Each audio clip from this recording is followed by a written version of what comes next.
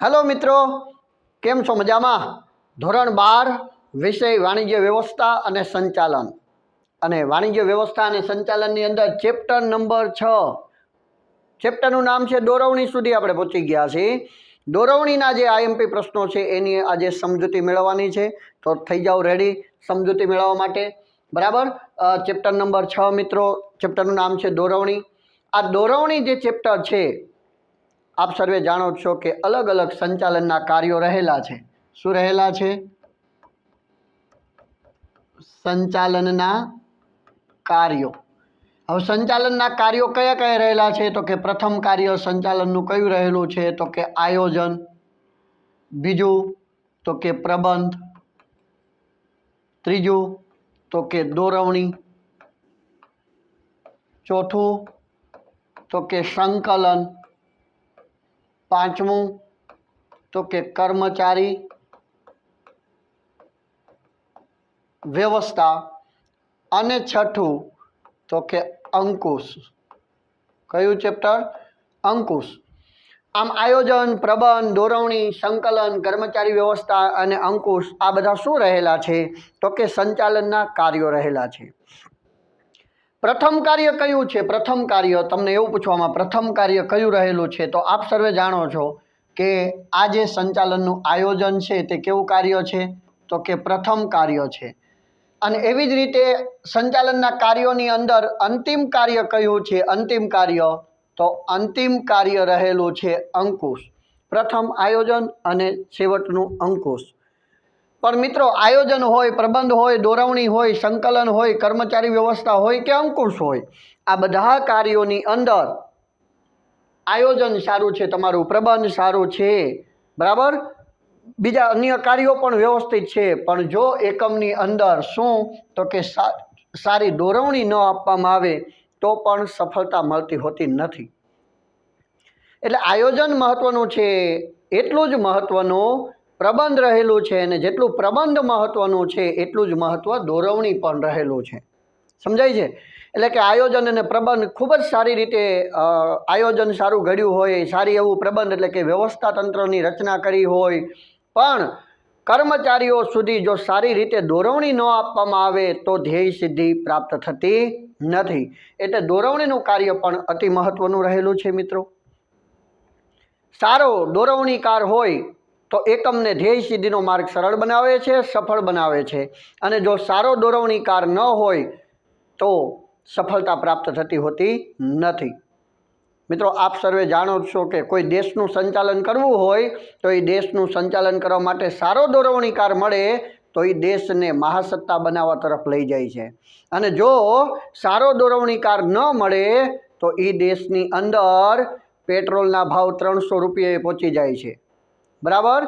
एटले कि आखुं अर्थतंत्रने नष्ट करी नाखे छे। एटले खूब ज जरूरी छे दोरवणीकार सारा होवा जोईए। ओके, तो आम दोरवणीनुं कार्य खूब ज महत्वनुं रहेलुं छे।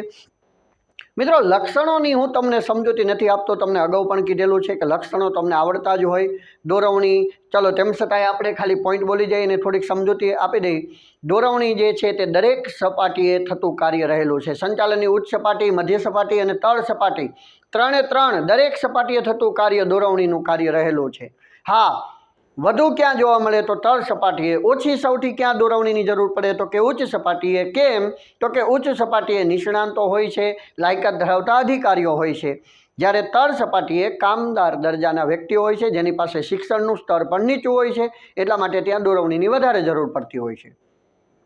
દોરવણી સર્વવ્યાપી છે, બધા ક્ષેત્રોની અંદર દોરવણીની જરૂર પડે। આર્થિક ક્ષેત્ર હોય, રાજકીય ક્ષેત્ર હોય, કાનૂની ક્ષેત્ર હોય, લશ્કરી ક્ષેત્ર હોય, માનવ મૂલ્યો હોય, સામાજિક હોય, कोईपण क्षेत्र होय, खेती क्षेत्र होय, तमाम क्षेत्रोनी अंदर दोरवणीनी जरूर पड़े। समझाणुं? आपणे त्यां लग्ननो प्रसंग होय ने त्यांय दोरवणीनी जरूर पड़े, कोई राजकीय पक्ष होय त्यांय दोरवणीनी जरूर पड़े, कोई शैक्षणिक क्षेत्र होय त्यांय दोरवणीनी जरूर पड़े। तमाम क्षेत्रोनी अंदर दोरवणीनी जरूर पड़े, एटला माटे सर्वव्यापी छे। सतत चालती प्रक्रिया है। दोरवणी एक बार आपी दीधा पछी कायम एमना हाले एवुं नथी, सतत दोरवणीनी जरूर पड़ती होय छे। हेतुलक्षी प्रवृत्ति है। शा माटे? तो दोरवणी एटला माटे आपवामां आवे छे कि हेतु सिद्ध थाय। समझाय छे? आम सतत चालती परिवर्तनशील ने सर्वव्यापी आ बधा लक्षणों जे छे तो तमने આવડતા જ હોવા જોઈએ. એટલે લક્ષણોમાં આપણે બહુ ટાઈમ બગાડતા નથી. હા, દોરવણીના લીધે ધ્યેય સિદ્ધિનો માર્ગ સરળ બને છે. મહત્ત્વના પોઈન્ટે યાદ રાખી લેવા. દોરવણીના લીધે હેતુ સિદ્ધ થાય છે. દોરવણીના લીધે બધા જ કાર્યો વ્યવસ્થિત થાય છે. સારું દોરવણી હોય, સારો દોરવણીકાર હોય એટલે ધ્યેય સિદ્ધિનો માર્ગ સરળ બને છે. સંકલનનું કાર્ય સરળ બને છે. અંકુશનું કાર્ય સરળ બને છે. આયોજન મુજબ બધી કામગીરી થાય છે. સત્તા અને જવાબદારીની વહેંચણીનું કાર્ય સરળ બને છે. સમજાય છે? સાધનોનો ઇષ્ટતમ ઉપયોગ કરી શકાય છે. કામચોરી નથી થતી. તો આ બધું એનો શું રહેલો છે? તો કે ફાયદો રહેલો છે. મિત્રો, આમ દોરવણીના લક્ષણો અને મહત્ત્વ એકવાર વાંચી જવું તમારે. ત્યારબાદ આપણે વાત કરીએ તો આઈએમપી પ્રશ્નોની અંદર પહેલો છે દોરવણીના તત્વો. શું છે? પ્રશ્ન રહેલો છે દોરવણીના તત્વો. મિત્રો, દોરવણીના તત્વો કેટલા છે? તો જુઓ તમે, દોરવણીના કેટલા તત્વો રહેલા છે? તો કે દોરવણીના 4 તત્વો રહેલા છે. કેટલા તત્વો છે? 4 તત્વો. બરાબર, 4 તત્વો રહેલા છે. કયા કયા દોરવણીના 4 તત્વો છે જે તમારી નજર સામે છે? નિરીક્ષણ, અભિપ્રેરણ, નેતૃત્વ અને માહિતી સંચાર. શું રહેલા છે? નિરીક્ષણ, અભિપ્રેરણ, નેતૃત્વ અને માહિતી સંચાર. આ દોરવણીના 4 તત્વો છે. હવે આની અંદર આપણે એક વાત કરીએ તો નિરીક્ષણ એટલે શું? તો નિરીક્ષણ એટલે કર્મચારીના કાર્ય ઉપર રાખવામાં આવતી દેખરેખ એટલે નિરીક્ષણ. આટલું યાદ રાખો ને, કર્મચારીઓના કાર્યો ઉપર રાખવામાં આવતી દેખરેખ એટલે નિરીક્ષણ. સાહેબ, દોરવણીની વ્યાખ્યા શું? અહીંયા દોરવણીની વ્યાખ્યાની આપણે વાત કરીએ તો દોરવણીની વ્યાખ્યા શું બને? તો કે કર્મચારીઓના કાર્ય ઉપર, કર્મચારીના કાર્યો પર શા માટે? તો કે ધ્યેય સિદ્ધિ માટે, ધ્યેય સિદ્ધિ માટે રાખવામાં આવતી દેખરેખ અને આપવામાં આવતું માર્ગદર્શન એટલે દોરવણી. એટલે દોરવણી. આવડે આવું? કર્મચારીઓના કાર્યો ઉપર રાખવામાં આવતી દેખરેખને આપવામાં આવતું માર્ગદર્શન. શા માટે? તો કે ધ્યેય સિદ્ધિ માટે રાખવામાં આવતી દેખરેખ અને આપવામાં આવતું માર્ગદર્શન એને દોરવણી તરીકે ઓળખવામાં આવે છે. કાંઈ ન યાદ રહે તો 2 વસ્તુ તો તમને ખબર જ હોવી જોઈએ. કઈ 2 વસ્તુ ખબર હોવી જોઈએ મિત્રો? કે રાખવામાં આવતી દેખરેખ અને આપવામાં આવતું માર્ગદર્શન. રાખવામાં આવતી દેખરેખ અને આપવામાં આવતું માર્ગદર્શન. શા માટે? તો કે ધ્યેયની સિદ્ધિ માટે. બરાબર, ધ્યેય પ્રાપ્ત કરવા માટે કર્મચારીઓ પર રાખવામાં આવતી દેખરેખને આપવામાં આવતું માર્ગદર્શન એટલે દોરવણી. એ દોરવણીના 4 તત્વો છે જેની અંદર નેતૃત્વ આવી જાય, નિરીક્ષણ આવી જાય, અભિપ્રેરણ આવી જાય અને માહિતી સંચાર આવી જાય. આપણું આ જે શરીર છે એ કેટલા તત્વોનું બનેલું છે? 5 તત્વોનું બનેલું છે. એવી જ રીતે દોરવણીનો જે છે એમાં કેટલા તત્વોનો સમાવેશ થાય? તો કે દોરવણીની અંદર 4 તત્વોનો સમાવેશ થાય. એક નિરીક્ષણ, બીજું અભિપ્રેરણ, ત્રીજું નેતૃત્વ અને ચોથું માહિતી સંચાર. ઓકે, તો તમને ખ્યાલ આવી ગયો છે. પહેલી વાત કે નિરીક્ષણ એટલે શું? તો કે કર્મચારીના કાર્ય ઉપર રાખવામાં આવતી દેખરેખ. અભિપ્રેરણ એટલે શું? તો મિત્રો, અભિપ્રેરણ છે ને એક પ્રકારનું પ્રોત્સાહન છે. શું છે? પ્રોત્સાહન. પ્રોત્સાહનો આપી કર્મચારીઓને, બરાબર, પ્રોત્સાહન આપી કર્મચારીઓને શું? તો કે ધ્યેય તરફ અથવા તો કામ કરવાની ઈચ્છા જગાડવી. મિત્રો, આ યાદ રાખજો એટલે તમે ખાસ. પ્રોત્સાહનો આપીને કર્મચારીઓને કામ કરવાની ઈચ્છા જગાડવી એને શું કહેવાય? પ્રોત્સાહનો આપી કર્મચારીને શું? તો કે કામ કરવાની ઈચ્છા જગાડવી. ચાલો, કામ કરવાની ઈચ્છા જગાડવી એને અભિપ્રેરણ કહેવાય. કેના દ્વારા? પ્રોત્સાહન દ્વારા કામ કરવાની ઈચ્છા જગાડવી એને શું કહેવાય? તો કે એને અભિપ્રેરણ તરીકે ઓળખવામાં આવે છે. ક્લિયર? એટલે અહીંયા દેખાતું ન હોય આપણે જોઈ લઈએ. શું રાખવાની? તો કે દેખરેખ રાખવી એટલે શું? તો કે નિરીક્ષણ. બરાબર, કર્મચારીઓના કાર્યો પર રાખવામાં આવતી દેખરેખ એટલે નિરીક્ષણ. અભિપ્રેરણ એટલે શું? તો કે પ્રોત્સાહન દ્વારા. કેના દ્વારા? તો કે પ્રોત્સાહન. દ્વારા કામ કરવાની, શું કરવાની? કામ કરવાની શું જગાડવી? તો કે ઈચ્છા જગાડવી. એને શું કહેવાય? તો કે અભિપ્રેરણ તરીકે ઓળખવામાં આવે છે. મિત્રો, કર્મચારીઓને પ્રોત્સાહનો દ્વારા કામ કરવાની ઈચ્છા જગાડવી એને અભિપ્રેરણ કહેવાય, અથવા તો કામ કરવાની ઈચ્છા જગાડવી એ માટેની આવડત એટલે અભિપ્રેરણ, એ માટેની કલા એટલે અભિપ્રેરણ. તમારી પાસે એવી કલા હોવી જોઈએ, એવી આવડતો હોવી જોઈએ કે કર્મચારી છે ને કામ કરવા માટે પ્રેરાય. અભિપ્રેરણ છે એક પ્રકારની પ્રેરણા આપે છે, પ્રોત્સાહન આપે છે. એ પ્રોત્સાહન મિત્રો નાણાકીય હોય, બિન નાણાકીય હોય, જે આપણે આગળ સમજશું આઈએમપી પ્રશ્નો તરીકે. નાણાકીય કે બિન નાણાકીય પ્રોત્સાહન તરીકે કામ કરવાની ઈચ્છા જગાડવી. અહીંયા કામ કરવાની ઈચ્છા જગાડવી એને અભિપ્રેરણ કહેવાય. અને અહીંયા નેતૃત્વ એટલે શું? તો કે નેતૃત્વ એટલે અન્ય વ્યક્તિઓમાં, કેમાં? અન્ય વ્યક્તિઓમાં મિત્રો ધ્યેય પ્રાપ્ત કરવાની, ધ્યેય પ્રાપ્ત કરવાની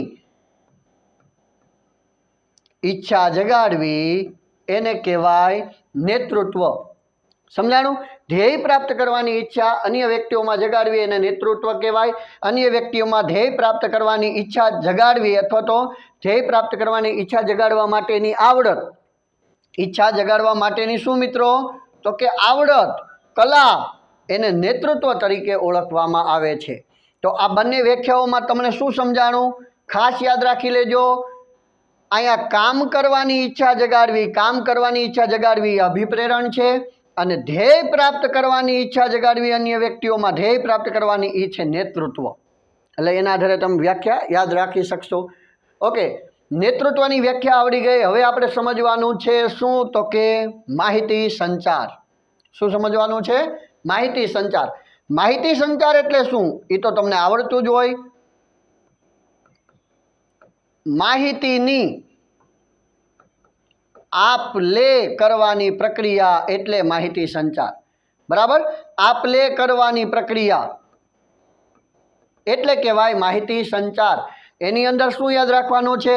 તો કે માહિતીની આપ લે કરવાની પ્રક્રિયા, માહિતીની આપ લે કરવાની પ્રક્રિયા એટલે માહિતી સંચાર. મિત્રો, આ થઈ બધાની વ્યાખ્યાઓ.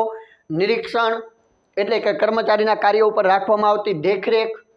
અભિપ્રેરણ એટલે પ્રોત્સાહનો દ્વારા કર્મચારીને કામ કરવાની ઈચ્છા જગાડવી. નેતૃત્વ એટલે અન્ય વ્યક્તિઓમાં ધ્યેય પ્રાપ્ત કરવાની ઈચ્છા જગાડવાની આવડત કે કલા એટલે નેતૃત્વ.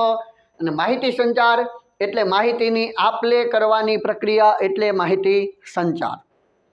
ક્લિયર? હજી આપણે ચાર પોઈન્ટ બીજા યાદ રાખી લઈએ, જેથી કરીને ખબર પડે કે નિરીક્ષણને લગતો કોઈ પ્રશ્ન પૂછાય તમને આવડી જાય. નિરીક્ષણની અંદર ચાલો કેટલા પોઈન્ટ આપણે સમજવા છે? તો કે ચાર પોઈન્ટ. નિરીક્ષણ એટલે શું? તો કે પહેલા સાહેબ ખ્યાલ આવી ગયો કે કર્મચારીના કામ ઉપર રાખવામાં આવતી દેખરેખનું કાર્ય એટલે નિરીક્ષણ. માત્ર નિરીક્ષણ કરવાનું ના, આ નિરીક્ષણનું કાર્ય જે છે તે ક્યાં થાય છે? તો કે જે ફોરમેન હોય, કોણ હોય? ફોરમેન, અથવા તો જે કામદારો છે, કામદારો જે તળ સપાટીએ હોય. કઈ સપાટીએ હોય? તળ સપાટીએ. ફોરમેન કે કામદારોને માર્ગદર્શન આપવાનું કામ કરે છે. ફોરમેન કે કામદારોને માર્ગદર્શન આપવાનું, અથવા તો એની ઉપર શું રાખવાનું? દેખરેખ રાખવાનું કાર્ય જે છે તે નિરીક્ષણનું છે. એટલે મિત્રો એનો મતલબ એમ થયો, નિરીક્ષણનું કાર્ય કઈ સપાટીએ થાય છે? તો કે નિરીક્ષણનું કાર્ય તળ સપાટીએ થાય છે. અને આ કોને જોડતી કરી છે? આ પણ તમારે યાદ રાખી લેવું. નિરીક્ષણ જે કરનાર વ્યક્તિ છે, નિરીક્ષણ કરનાર વ્યક્તિને નિરીક્ષક કહેવાય. શું કહેવાય? નિરીક્ષણ કરનાર વ્યક્તિને નિરીક્ષક કહેવાય. અને આ નિરીક્ષણ કરનાર વ્યક્તિ કોને જોડતી કરી છે? ચલો એના પછીનો પોઈન્ટ તમને ખબર હોવી જોઈએ. જોડતી કરી. કોને જોડતી કરી છે? તો યાદ રાખજો, જે મધ્ય સપાટીના નિષ્ણાત અધિકારીઓની બધા છે ને એ વ્યક્તિઓ, અને તળ સપાટીના જે આ ફોરમેન ને જોબર્સ ને કામદારો છે તેને વચ્ચે જોડતી કડીરૂપ કામગીરી નિરીક્ષણ કરનાર વ્યક્તિ એ નિરીક્ષકનું કામ રહેલું છે. એટલે મધ્ય સપાટી અને તળ સપાટીના કામદારો બંને વચ્ચે એક જોડતી કડીરૂપ કામગીરી કોણ કરે છે? તો કે નિરીક્ષણ કરનાર વ્યક્તિ, નિરીક્ષક. મિત્રો, બીજી એક વાત કરવામાં આવે તો આ નિરીક્ષણ કરનાર નિરીક્ષક જે છે તે કર્મચારીઓનો એક શું છે? તો કે એક મિત્ર છે। શું છે? એક મિત્ર છે। બીજું કેવું હોય તો એક દાર્શનિક છે। બરાબર, શું રહેલો છે? મિત્ર છે, દાર્શનિક છે, કેળવણીકાર છે। શું આપે છે? એ કેળવણી, એટલા માટે કેળવણીકાર છે। બરાબર, એટલે આ જે પોઈન્ટ છે એ તમારે યાદ રાખવાના। બાકી તો તમે કહી શકો દેખરેખ રાખવાનું કાર્ય કરે છે, માર્ગદર્શન કાર્યનું કામ કરે છે। બીજા શબ્દોમાં કેવું હોય તો કે કર્મચારીના જુસ્સામાં વધારો કરે, કર્મચારીનો જુસ્સો વધારે। ત્રીજા શબ્દમાં કેવું હોય તો કે કર્મચારીઓને પ્રોત્સાહન આપી કામ કરવાની ઈચ્છા જગાડે। બરાબર, એટલે આ નિરીક્ષણનું કાર્ય છે એ કર્મચારીઓને જુસ્સો વધારવાનું। બીજું નિરીક્ષણનું કામ શું તો કે કર્મચારીઓને શિસ્તનું પાલન કરાવવાનું। કેનું? શિસ્તનું પાલન કરાવવાનું। આવું કાર્ય નિરીક્ષણ કરનાર વ્યક્તિનું હોય છે। ક્લિયર? તો આ થયું નિરીક્ષણને લગતું। કાંઈ પ્રશ્નો પૂછાય તો તમને ખ્યાલ આવી જાય એટલા માટે। ઓકે, ત્યાર પછી આપણે વાત કરવામાં આવે અભિપ્રેરણ। કેની વાત કરવામાં આવે મિત્રો? અભિપ્રેરણ। હવે અભિપ્રેરણ એટલે શું તો કે પ્રોત્સાહનો દ્વારા કર્મચારીઓને કામ કરવાની ઈચ્છા જગાડવી। કામ કરવાની ઈચ્છા જગાડવી એટલે અભિપ્રેરણ। વાત સાચી। અભિપ્રેરણ એક પ્રકારની શું છે તો કે એક પ્રકારની પ્રેરણા છે મિત્રો। શું આપવામાં આવે છે? એમાં પ્રેરણા, પ્રોત્સાહનો આપવામાં આવે છે। તો એ પ્રોત્સાહનો કેટલા પ્રકારના હોય છે તો કે નાણાકીય પ્રોત્સાહનો હોય, નાણાકીય પ્રોત્સાહનો હોય અને મિત્રો બિન નાણાકીય પ્રોત્સાહનો પણ હોય। બરાબર, પ્રોત્સાહનો આપવા વાત સાચી, પણ કેવા પ્રકારના તો કે નાણાકીય અને બિન નાણાકીય એવા બંને પ્રકારના પ્રોત્સાહનો આપવામાં આવે છે। અભિપ્રેરણના લીધે કર્મચારીને કામ કરવાની ઈચ્છા જાગે છે, કર્મચારીના જુસ્સામાં વધારો થાય છે, કર્મચારીને જે છે એ કામચોરી નથી કરતા। આવો બધો ફાયદો કેના લીધે થાય? અભિપ્રેરણના લીધે થાય। અભિપ્રેરણને લગતી માહિતી આપણે આગળના બીજો એક પ્રશ્ન છે જરૂરિયાતો જે છે અબ્રાહમ માસ્લોની, એ પણ આપણે આજે સમજવાની છે, એટલે અત્યારે અહીંયા બહુ એની ચર્ચા કરતા નથી। ઓકે, બીજી વાત કરવામાં આવે નેતૃત્વ। મિત્રો, આ નેતૃત્વ કરનાર વ્યક્તિને શું કહેવાય? નેતૃત્વ કરનાર વ્યક્તિને નેતા કહેવાય। શું કહેવાય? નેતા તરીકે ઓળખવામાં આવે છે। આ નેતૃત્વ કરવું એ એક પ્રકારની શું રહેલી છે તો કે એક પ્રકારની આવડત રહેલી છે, એક પ્રકારની કલા હોવી જરૂરી છે, ત્યારે તમે નેતૃત્વ પૂરું પાડી શકો। જો સારું નેતૃત્વ પૂરું પાડવામાં આવે તો એકમની અંદર શું જળવાય છે તો કે શિસ્ત જળવાય છે, અને શિસ્ત એ સફળ નેતૃત્વની ચાવી છે। શિસ્ત સફળ નેતૃત્વની શું રહેલી છે તો કે ચાવી છે। પ્રશ્ન ટૂંકા પ્રશ્નોમાં વિકલ્પોમાં પૂછાય, તમને ખ્યાલ હોવો જોઈએ કે શિસ્ત એ શું છે તો કે શિસ્ત એ સફળ નેતૃત્વની ચાવી છે। સારું નેતૃત્વ હોય એની ચાવી શિસ્ત। જ્યાં શિસ્ત હોય ત્યાં સમજી જવાનું કે આ એકમની અંદર નેતૃત્વ બહુ સારું હશે, તો જ શિસ્ત હોય। એટલે શિસ્ત છે ને એ સફળ નેતૃત્વની ચાવી રહેલી છે। સારું નેતૃત્વ પૂરું પાડી અને અન્ય વ્યક્તિઓમાં ધ્યેય પ્રાપ્ત કરવાની ઈચ્છા જગાડી અને સરળતાથી ધ્યેય પ્રાપ્ત કરી શકાય છે। અને જ્યાં નેતૃત્વ સારું ન હોય તો એ એકમ નફા કરતા એકમો પણ ખોટ તરફ જાય છે। એટલે નેતૃત્વનું બહુ મહત્વ રહેલું છે। એ ત્રીજું તત્વ રહેલું છે મિત્રો। અને ચોથું તત્વની વાત કરવામાં આવે તો ચોથું તત્વ કઈ રહેલું છે? માહિતી સંચાર। મિત્રો, માહિતી સંચાર એટલે તમને ખબર જ છે કે માહિતીની શું તો કે આપ લે કરવાની પ્રક્રિયા। બરાબર, માહિતી સંચાર એટલે શું તો કે માહિતીની આપ લે કરવાની પ્રક્રિયા એટલે માહિતી સંચાર।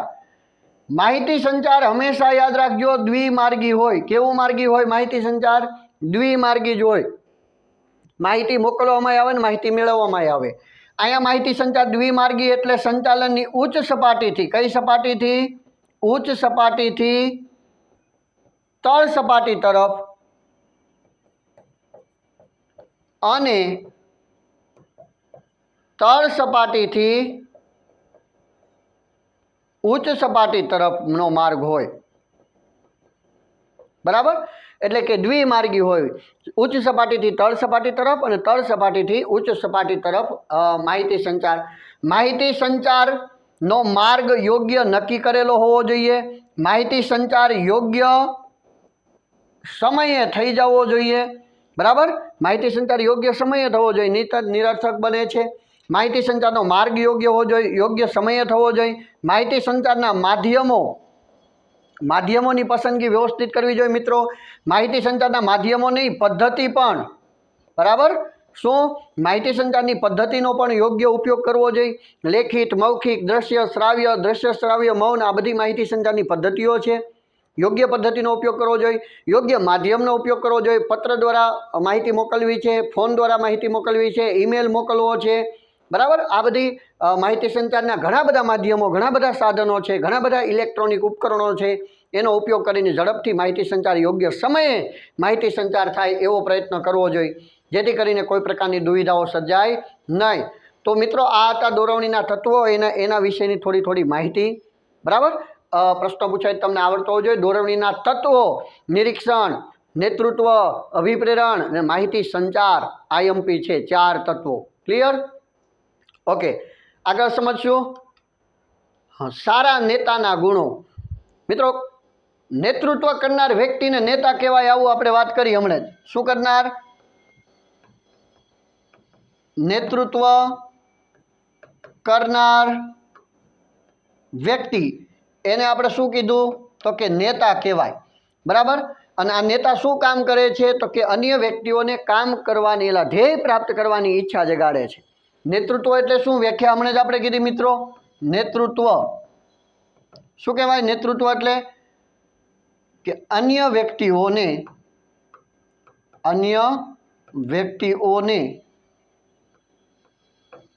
ધ્યેય પ્રાપ્ત કરવાની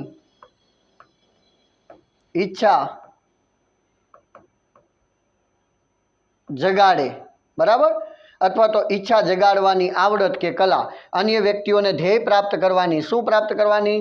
તો કે ધ્યેય પ્રાપ્ત કરવાની ઈચ્છા જગાડે, એને શું કહેવાય? તો કે નેતૃત્વ તરીકે ઓળખવામાં આવે છે. પણ એ નેતૃત્વ પૂરું પાડવા માટે નેતાના ગુણો હોવા જોઈએ. આઈએમપી છે 2 માર્કમાં ને એમાં, અથવા તો આમાંથી એકાદો પ્રશ્ન પૂછાય. તો સારા નેતા, નેતૃત્વ કરનાર વ્યક્તિ જે હોય એ સારા નેતા કહેવાય. સારા નેતાના નીચે મુજબના ગુણો હોવા જોઈએ. કયા કયા ગુણો હોવા જોઈએ? તો કે એક શારીરિક ગુણો, બીજા બૌદ્ધિક ગુણો અને ત્રીજા માનસિક ગુણો હોવા જોઈએ. સમજાણો? શારીરિક ગુણોની અંદર શું આવે, માનસિક ગુણોની અંદર અને બૌદ્ધિક ગુણોની અંદર શેનો સમાવેશ થાય એ પણ યાદ રાખી લેજો મિત્રો. શારીરિક રીતે એ પ્રભાવશાળી વ્યક્તિત્વ ધરાવતો હોવો જોઈએ, શારીરિક રીતે સક્ષમ હોવો જોઈએ. એ કહેવાય ને કે એ વ્યક્તિ શારીરિક રીતે સ્ટ્રોંગ હોવો જોઈએ, એનો સુંદર સ્વાસ્થ્ય હોવું જોઈએ. આ જે ગુણો છે એ શારીરિક ગુણો છે. પોતે જ આળસુ હોય, પોતે જ કમજોર હોય, એ બીજા પાસેથી કામ ન કરાવી શકે. પ્રભાવશાળી વ્યક્તિત્વ સાથે સાથે આમ કહેવાય ને શારીરિક રીતે મજબૂત બાંધાવાળો અને કહેવાય ને કે દેખાવે સુંદર ને, એ બધું કેમ આવે? શારીરિક ગુણોની અંદર આવે. બીજું તો કે બૌદ્ધિક ગુણો હોવા જોઈએ. કેવા ગુણો? યાદશક્તિ, નિર્ણય શક્તિ, નવું શીખવાની, ગ્રહણ કરવાની, વક્તૃત્વ શૈલી. આ બધા જે ગુણો છે એ બૌદ્ધિક ગુણો છે, બરાબર. તો એ બૌદ્ધિક ગુણો પણ સારા હોવા જોઈએ. નેતામાં પોતે શીખવાની ધગશ ધરાવે, એ વ્યક્તિ જ બીજાને શીખવાડી શકે. એટલે બૌદ્ધિક ગુણો પણ સારા હોવા જોઈએ. અને મિત્રો માનસિક ગુણો, માનસિક રીતે પણ એ કેવો હોવો જોઈએ? તો કે મજબૂત વ્યક્તિ હોવો જોઈએ, માનસિક રીતે સ્ટ્રોંગ હોવો જોઈએ. મિત્રો એને ખુદને બીજા પાસેથી ધ્યેય પ્રાપ્ત કરાવવાનો છે, એટલા માટે એ વ્યક્તિના માનસિક કોઈ પ્રકારની આમ કહેવાય ને કે પૂર્વગ્રહ રાખે તેવો કે એવો ન હોવો જોઈએ. માનસિક ગુણોમાં અંદર કયા પ્રકારના માનસિક ગુણો આવે? તો કે એ સ્વભાવ જે છે સ્વભાવે સારો હોવો જોઈએ, એના વિચારો ઉચ્ચ વિચારો હોવા જોઈએ, અને ગમે ત્યારે ત્વરિત નિર્ણયો લેવાના હોય તો ઝડપી નિર્ણય લઈ શકે તેવો હોવો જોઈએ. તો આમ શારીરિક ગુણો, બૌદ્ધિક ગુણો અને માનસિક ગુણો સારા હોવા જોઈએ સારા નેતામાં. ઓકે, તો આ ગુણો ખાસ યાદ રાખી લેવાના. શારીરિક, બૌદ્ધિક અને માનસિક ગુણો 2 માર્કમાં એમાં પ્રશ્ન પૂછાય એવો છે. ઓકે મિત્રો, આગળ વાત કરવામાં આવે અબ્રાહમ માસ્લોની જે જરૂરિયાતોનો અગ્રતા ક્રમ છે તે ખૂબ જ સરસ. એમ કહેવાય ને કે આઈએમપી પ્રશ્ન કોઈ હોય બીએની અંદર તો એ છે અબ્રાહમ માસ્લોની જરૂરિયાતોનો અગ્રતા ક્રમ. ખાસ યાદ રાખી લેજો. આ પ્રશ્ન જે છે તે ખૂબ જ આઈએમપી રહેલો છે. જે મિત્રોને ન ખબર હોય કે બીએમાંથી કયા આઈએમપી પ્રશ્નો, એના માટે ખાસ કે અહીંયા જે પ્રશ્નો કરાવું છું એટલા તો કરીને જ જાઓ, જેથી કરીને એ જે આઈએમપી જેવા પ્રશ્નો છે એ બધું જ ઓછી મહેનતે સ્માર્ટ વર્ક સાથે સમજાણું. સ્માર્ટ વર્ક સાથે તમે સારા માર્ક મેળવી શકશો. એકય પ્રશ્ન અહીંયા આપણે એવો નથી અત્યારે સમજાવતા કે જે આઈએમપી ન હોય, બધા આઈએમપી પ્રશ્નો છે એમાંનો આઈએમપી પ્રશ્ન અબ્રાહમ માસ્લોની જરૂરિયાતો દર વખતે બોર્ડની પરીક્ષાઓમાં પૂછાતો જ હોય છે, બરાબર. એટલે અબ્રાહમ માસ્લોની જે જરૂરિયાતો છે તેની સમજૂતી આપણે પહેલાં મેળવી લઈએ. ચાલો મિત્રો, અબ્રાહમ માસ્લોની જરૂરિયાતો વાત સાચી, પણ એની થોડીક નાની એવી પ્રસ્તાવના સમજી લઈએ. ઈસવીસન 1943ની સાલમાં, કઈ સાલમાં? ઈસવીસન 1943ની સાલમાં અબ્રાહમ માસ્લોએ એક પુસ્તક લખ્યું હતું. શું? માનવીનો અભિપ્રેરણનો સિદ્ધાંત નામનું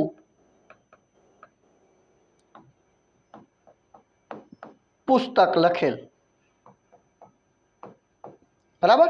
કેવું પુસ્તક લખ્યું હતું? માનવીનો અભિપ્રેરણનો સિદ્ધાંત. માનવીનો અભિપ્રેરણનો સિદ્ધાંત એવું પુસ્તક લખ્યું હતું. ખાસ યાદ રાખજો, પુસ્તકનું નામ શું હતું એવો પણ પ્રશ્ન પૂછે. કયું પુસ્તક લખેલું હતું?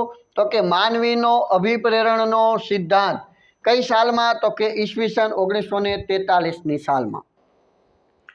જેમાં માનવીની જરૂરિયાતોનો અગ્રતા ક્રમ મુજબ એને નક્કી કર્યો હતો. અબ્રાહમ માસ્લોએ માનવીની કઈ જરૂરિયાતોને કેવો ક્રમ આપવો જોઈએ, કઈ જરૂરિયાતો અગ્રતા ક્રમવાળી છે અને કઈ જરૂરિયાતો ન હોય તો પણ માનવી છે એ જીવી શકે છે, અથવા તો કઈ જરૂરિયાતો વગર માનવીને ન ચાલે, અથવા તો પછી જરૂરિયાતોનો ક્રમ કે કોઈ જરૂરિયાતો એવી હોય કે જોઈએ જ અને કોઈ જરૂરિયાતો એવી હોય કે જે માનવીને પૈસા આવી જાય, અમુક નિમ્ન કક્ષાની જરૂરિયાતો સંતોષાઈ જાય ત્યાર પછી બીજી જરૂરિયાતોનો વિચાર કરતો હોય. એના આધારે માનવીએ જરૂરિયાતોનો ક્રમ આપ્યો છે, બરાબર. અબ્રાહમ માસ્લોએ માનવીની જરૂરિયાતોનો અગ્રતા ક્રમ આપ્યો છે. એમાં એમને 5 જરૂરિયાતો કીધી છે. પણ મિત્રો, માનવીની જરૂરિયાતો અસંખ્ય છે, જરૂરિયાતોનું મોટું પોટલું છે. માનવીની જરૂરિયાતો ક્યારેય સંતોષાતી જ નથી. પણ અબ્રાહમ માસ્લોએ એ બધી જરૂરિયાતોમાંથી 5 ક્રમની અંદર 5 જરૂરિયાતોનો ક્રમ નક્કી કરી અને 5 જરૂરિયાતો કીધી છે. એ જરૂરિયાતોની અંદર કઈ કઈ જરૂરિયાત આવે? તો કે પહેલી આવે શારીરિક જરૂરિયાત, બીજી આવે સલામતીની જરૂરિયાત, ત્રીજી આવે સામાજિક જરૂરિયાત, ચોથી સન્માન અથવા તો પ્રતિષ્ઠાની જરૂરિયાત અને 5મી જરૂરિયાત છે આત્મસન્માન અથવા તો આત્મસિદ્ધિની જરૂરિયાત. ક્લિયર? એટલે આ જે જરૂરિયાતો છે એને ક્રમ મુજબ પહેલી જરૂરિયાત કઈ રહેલી છે? શારીરિક. મિત્રો, યાદ રાખવા માટેની એક ચાવી છે. શું રહેલી છે? યાદ રાખવા માટેની એક ચાવી. ચાવી આપણે યાદ રાખવી પડશે. ચાવી છે શ્વાસ, શ્વાસ, આ. શું યાદ રાખ્યું આપણે? શ્વાસ, શ્વાસ, આ. શા પરથી? શારીરિક અથવા તો પ્રાથમિક જરૂરિયાત. બીજા સ પરથી સલામતીની જરૂરિયાત. ત્રીજા સ પરથી અથવા તો શા પરથી? તો કે સામાજિક જરૂરિયાત. ત્રીજા પછી સ પરથી તો કે સન્માન અને પ્રતિષ્ઠાની જરૂરિયાત. અને આ પરથી તો કે આત્મસન્માન અથવા તો આત્મસિદ્ધિની જરૂરિયાત. ક્લિયર મિત્રો? યાદ રહી જશે બધાને? આપણે અંડરલાઈન કરી રાખવી. શા પરથી શારીરિક જરૂરિયાત, સ પરથી સલામતીની જરૂરિયાત, બીજા શા પરથી સામાજિક જરૂરિયાત, પછી ત્રીજા એટલે કે ચોથા સ પરથી સન્માન અને પ્રતિષ્ઠાની જરૂરિયાત, અને આ એટલે કે આત્મસન્માન અથવા તો આત્મસિદ્ધિની જરૂરિયાત. ક્લિયર? શ્વાસ, શ્વાસ, આ. આના આધારે યાદ રાખી લેવાની જરૂરિયાતોનો અગ્રતા ક્રમ. ચલો, એમાંથી પહેલી જરૂરિયાત કઈ રહેલી છે? શારીરિક. એ પહેલાં તમને એ પણ ખ્યાલ હોવો જોઈએ કે મિત્રો, એમાંથી જે આ 3 જરૂરિયાતો છે એ 3 જરૂરિયાતો કેવી રહેલી છે? તો કે નિમ્ન કક્ષાની જરૂરિયાતો રહેલી છે. શારીરિક, સલામતી અને સામાજિક એ જરૂરિયાતો નિમ્ન કક્ષાની જરૂરિયાતો રહેલી છે. કેવી રહેલી છે? તો કે નિમ્ન કક્ષાની. પણ જે આ બંને રહી, આ બંને જે તમને દેખાતી જશે, આ બંને જે જરૂરિયાતો છે તે કેવા કક્ષાની છે? તો કે ઉચ્ચ કક્ષાની. કેવા કક્ષાની? ઉચ્ચ કક્ષાની જરૂરિયાત રહેલી છે આ બંને. કઈ? એક આત્મસન્માન અને બીજી સન્માનની જરૂરિયાત જે છે, પ્રતિષ્ઠાની જરૂરિયાત છે, તે 2 ઉચ્ચ કક્ષાની રહેલી છે. માનવી પહેલાં આ 3 જરૂરિયાતો સંતોષાઈ જાય ત્યારબાદ જ આ જરૂરિયાતોનો વિચાર કરતો હોય છે. ક્લિયર? જ્યાં સુધી આ નિમ્ન કક્ષાની જરૂરિયાતોનું સંતોષાણી ન હોય ત્યાં સુધી આવા બધા વિચાર માનવીને બહુ આવતા નથી. બરાબર. એટલે નિમ્ન કક્ષાની જરૂરિયાતો 3 છે અને ઉચ્ચ કક્ષાની જરૂરિયાતો 2 રહેલી છે. ચાલો આપણે એક પછી એકની જરૂરિયાતોની સમજૂતી મેળવશું મિત્રો. ચાલો, પહેલી જરૂરિયાત કઈ રહેલી છે? તો કે પહેલી જરૂરિયાત શારીરિક જરૂરિયાત છે. પછી એની સમજૂતી આપવી પડે તમારે. શું આપવી પડે? સમજૂતી. પહેલી જરૂરિયાત કઈ રહેલી છે? તો કે શારીરિક અથવા પ્રાથમિક જરૂરિયાત. કઈ જરૂરિયાત છે મિત્રો? શારીરિક અથવા એનું બીજું નામ શું છે? પ્રાથમિક જરૂરિયાત. ક્લિયર? શારીરિક જરૂરિયાત અથવા પ્રાથમિક જરૂરિયાત આ જે છે એને પ્રથમ ક્રમ આપવામાં આવે છે. આ જે પ્રથમ ક્રમવાળી જરૂરિયાત છે શારીરિક અથવા પ્રાથમિક જરૂરિયાત, એને ખાસ આપણે યાદ એ રાખવાનું છે કે આ જરૂરિયાતની અંદર કેનો કેનો સમાવેશ થાય. શારીરિક અથવા પ્રાથમિક જે જરૂરિયાતો છે એમાં કેનો કેનો સમાવેશ થાય? તો પહેલી વાત છે મિત્રો ખોરાક. કેની વાત કરશું? તો કે ખોરાક. બરાબર. બીજું તો કે કપડાં અને ત્રીજું તો કે મકાન. ખોરાક, કપડાં અને મકાન આ જે જરૂરિયાતો છે તે શારીરિક અથવા તો પ્રાથમિક જરૂરિયાતો રહેલી છે. ખોરાકની અંદર રોટી, બરાબર, પાણી, એ બધું ખોરાકની અંદર આવી જાય છે. કપડાં, વસ્ત્ર, બરાબર, પહેરવેશ, અને મકાન એટલે કે રહેઠાણ પણ કીધું હોય. શું પણ કીધું હોય? રહેઠાણ. રહેઠાણ કયો કે મકાન કયો, બધું શું થાય? સરખું થાય. એટલે આ જે જરૂરિયાતો છે તેને પ્રાથમિક જરૂરિયાતો તરીકે ઓળખવામાં અથવા તો શારીરિક જરૂરિયાતો તરીકે ઓળખવામાં આવે છે. મિત્રો એમાંથી પણ અગ્રતા ક્રમ કેનો? એમાંથી પણ અગ્રતા ક્રમ કેનો રહેલો છે? તો કે ખોરાક જે છે એ ખોરાકનો સૌથી પહેલો ક્રમ રહેલો છે. પહેલા માનવીને ખોરાક મળવો જોઈએ. બરાબર. ત્યાર પછી જ આ કપડાં કે મકાન, રહેઠાણનું પછી વિચાર કરતા હોય છે. ઘણીવાર કહેવત છે કે મોટા મોટા સિટી હોય એમાં રોટલો મળે છે પણ ઓટલો નથી મળતો. રોટલો એટલે કે ખોરાક અને ઓટલો એટલે કે મકાન, રહેઠાણ. બરાબર. તો આ જે જરૂરિયાતો છે ને, રોટલાની, ઓટલાની, કપડાની, વસ્ત્રની, એ છે એ પ્રાથમિક જરૂરિયાતો અબ્રાહમ માસ્લોએ કીધી છે. પહેલી જરૂરિયાતો આ જરૂરિયાતો સંતોષવા માટે માનવી સલામતીનો પણ વિચાર કરતો નથી. ખેડૂત ખેતી કરતો હોય પણ રાત્રે પાણી વાળતો હોય તો રાત્રે પાણી વાળતો હોય અહીંયા એની સલામતી છે? ના. રાત્રે ગમે ત્યારે કોઈ પણ જનાવર આવી અને ડંખ મારી શકે છે, કરડી શકે છે, પણ એનો વિચાર નથી કરતો. કેમ? પેલી જરૂરિયાત સંતોષવાની છે. કઈ? ખોરાક, કપડાં, રહેઠાણની. સમજાય છે? એ જરૂરિયાતો સંતોષાઈ જાય ને ત્યાર પછી માનવીને તમે વિચાર કરજો, જે મકાન, મોટા મોટા બંગલો બની રાખ્યા છે એને પણ સલામતીની બીક લાગે, તો ફૂટપાડી ઉપર સૂતા હોય વ્યક્તિને નથી જરૂરિયાત, પણ એની શારીરિક અથવા તો પ્રાથમિક જરૂરિયાતો હજી નથી સંતોષાતી. ખોરાક મળે છે 2 ટક કે 1 ટક, અને બીજું શું? તો કે કપડાની જરૂરિયાત સંતોષી છે, એની રહેઠાણની જરૂરિયાતો સંતોષાણી નથી. કેમ? એટલા માટે તેને ફૂટપાડી ઉપર સૂવું પડે છે. ત્યાં એની સલામતી નથી પણ સૂવું પડે છે, કારણ કે એની હજી પહેલી કક્ષાની, પ્રથમ કક્ષાની શારીરિક જરૂરિયાતો પણ હજી સંતોષાણી નથી. પ્રાથમિક જરૂરિયાતો પણ સંતોષાણી ન કહેવાય. એટલે આમ ખોરાક, કપડાં અને મકાનની, રહેઠાણની જરૂરિયાત એ શારીરિક જરૂરિયાત છે. એ જરૂરિયાત પૂરી થાય, બરાબર, ત્યાર પછી કઈ જરૂરિયાત આવે છે? તો મિત્રો એ જરૂરિયાત પૂરી થાય ત્યાર પછીની જરૂરિયાત આવે છે સલામતીની જરૂરિયાત. બીજો ક્રમ કયો રહેલો છે? સલામતીની જરૂરિયાત. મિત્રો સલામતીની જરૂરિયાતની અંદર શું યાદ રાખવાનું?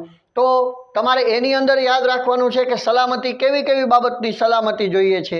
તો દરેક વ્યક્તિ એવું ઈચ્છે છે કે હું જ્યાં નોકરી કરું છું ત્યાં નોકરીની સલામતી હોય. બરાબર. બીજી વાત કરવામાં આવે તો બીજી કેવા પ્રકારની સલામતી હોય? તો જ્યાં રહેઠાણ છે એ રહે છે ત્યાં એનો પરિવાર સલામત હોય. પરિવાર કેવો હોય? તો કે સલામત હોય. એટલે કે નોકરીની સલામતી, પરિવારની સલામતી, બરાબર, એટલે કે જ્યાં નોકરી કરે છે ત્યાં સલામતી, જ્યાં રહે છે ત્યાં સ્થળની સલામતી. આવી વ્યક્તિ જ્યારે એ બીજો જરૂરિયાત, આ જરૂરિયાત સંતોષાઈ જાય પછી આ જરૂરિયાતોનો એને કહેવાય ને કે એ જરૂરિયાતો સંતોષવા માટેનો પ્રયત્ન કરે છે બીજા કક્ષાની, જેનું કહેવાય સલામતીની જરૂરિયાત. કેવા પ્રકારની? નોકરીની સલામતી, પરિવારને સલામત હોવો જોઈએ, પોતે શારીરિક રીતે, કેવી રીતે? શારીરિક રીતે કેવા હોવા જોઈએ? તો કે સલામત હોવા જોઈએ. આ જરૂરિયાત છે ને એ સલામતીની જરૂરિયાત છે.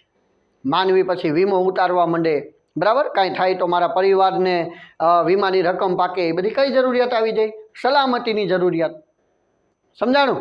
એટલે કે શારીરિક જરૂરિયાતો, બીજી છે સલામતીની જરૂરિયાતો, અને ત્રીજી જે છે તે કઈ જરૂરિયાત રહેલી છે?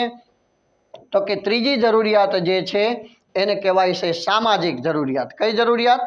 સામાજિક, બરાબર, જરૂરિયાત. મિત્રો, આ સામાજિક જરૂરિયાતો જે છે એની અંદર કઈ જરૂરિયાતોનો સમાવેશ થાય? કેવી જરૂરિયાતોમાં? સામાજિક જરૂરિયાતોમાં.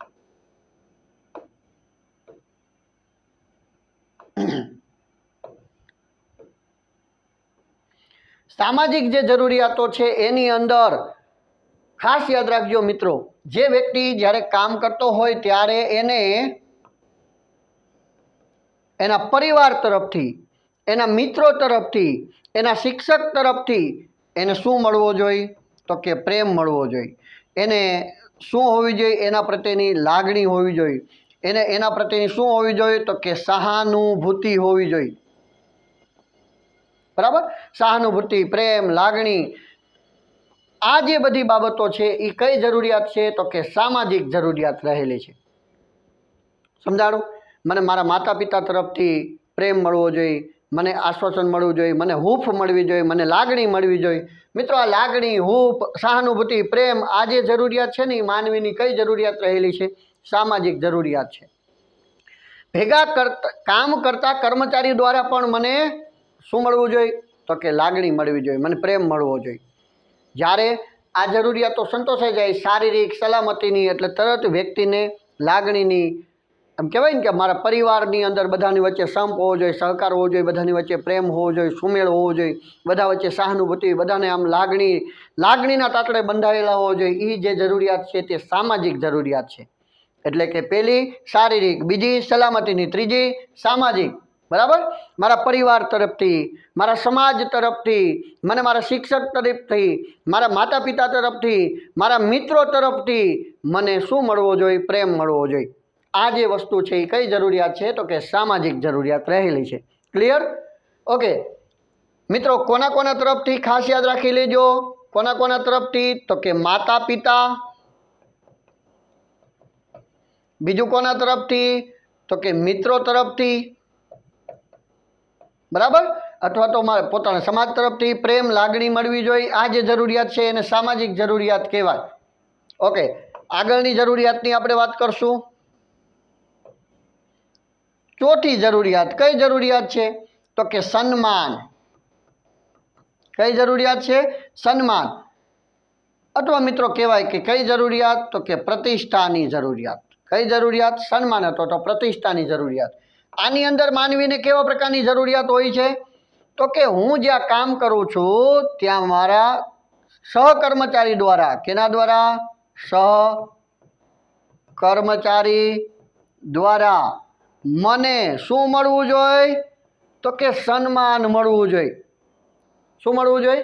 સન્માન મળવું જોઈએ. અને તમે જાણો છો કે આ હવે પાછી ઉચ્ચ કક્ષાની જરૂરિયાત આવી જાય. કઈ કક્ષાની? ઉચ્ચ કક્ષાની જરૂરિયાત આવી જાય. બધું તમે લખી શકો. જેમાં વ્યક્તિની 3 નિમ્ન કક્ષાની જરૂરિયાતો સંતોષાઈ જાય ત્યાર પછી આ ઉચ્ચ કક્ષાની જરૂરિયાતોની લાલચ જાગતી હોય છે. એમાં સહકર્મચારી દ્વારા મને સન્માન મળવું જોઈએ. હું એકમની અંદર એન્ટર થાઉં તો મારા કર્મચારીઓ ઊભા થઈને મને સેલ્યુટ આપવા જોઈએ.